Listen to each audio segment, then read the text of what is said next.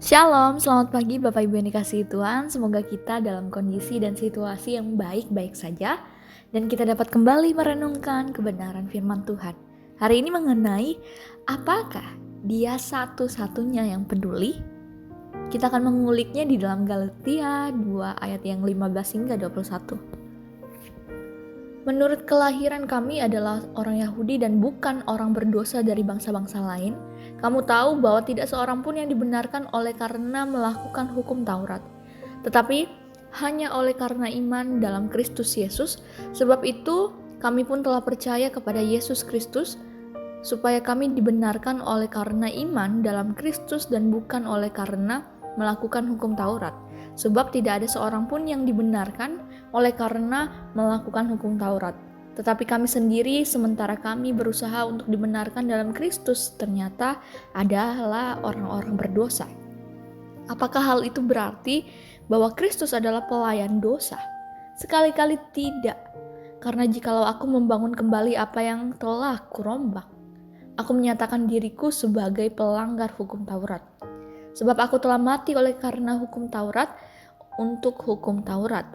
Supaya aku hidup untuk Allah, aku telah disalibkan dengan Kristus. Namun aku hidup, tetapi bukan lagi aku sendiri yang hidup, melainkan Kristus yang hidup di dalam aku, dan hidupku yang kuhidupi sekarang di dalam daging adalah hidup oleh iman dalam anak Allah yang telah mengasihi aku dan menyerahkan dirinya untuk aku.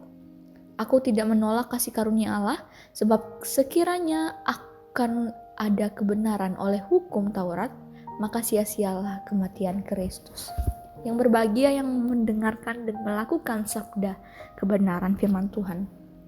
Bapak Ibu Saudara, ketika satu masa, apakah kita pernah merasa diri kita tidak berarti di antara banyaknya orang di bumi ini?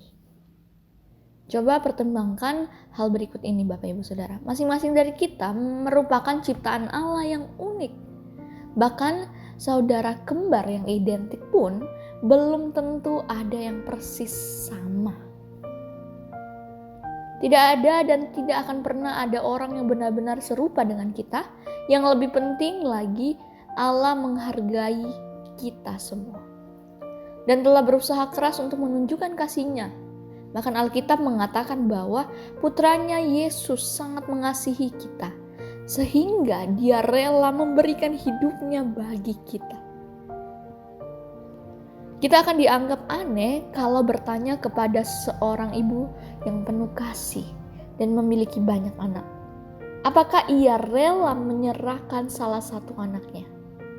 Sebagai contoh, Susanna Wesley memiliki 19 orang anak, dan 2 diantaranya adalah John dan Charles yang melopori kebangunan rohani pada abad yang ke-18 di negara Inggris.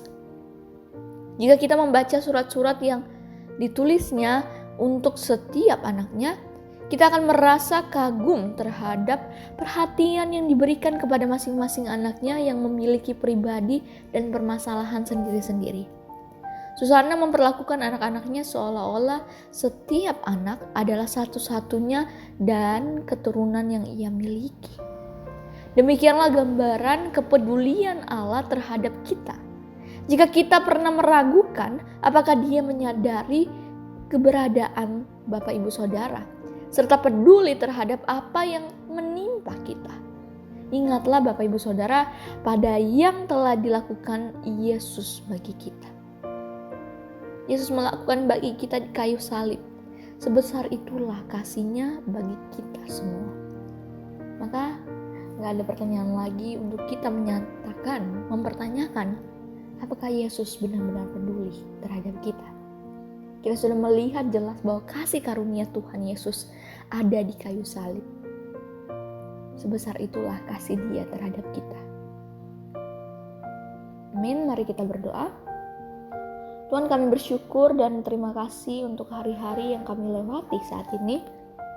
Kadangkala kami mengalami keraguan atas kepedulian Engkau, tetapi kami yakin hari ini Tuhan, bahwa kasih karunia-Mu sebesar apa yang Engkau telah lakukan. Engkau telah menyelamatkan setiap kami. mati di kayu salib, rela berkorban. Itulah sebesar kasih-Mu terhadap kami. Kami pun gak ragu lagi untuk melangkah. Kami percaya bahwa kasih Kristus senantiasa melingkupi kami. Merindu juga Tuhan berdoa untuk Ibu Yohana Nartati yang berulang tahun. Tuhan berkati dalam setiap kehidupan dan kesibukan yang dia hadapi. Juga berikan hikmat, kebijaksanaan, kesehatan selalu. Kami menyerahkan semua ini ke dalam tangan-Mu, Tuhan, yang memimpin dan menyertai. Di dalam nama Yesus Kristus kami berdoa. Amin. Selamat beraktivitas. Tuhan Yesus memberkati Bapak Ibu Saudara sekalian.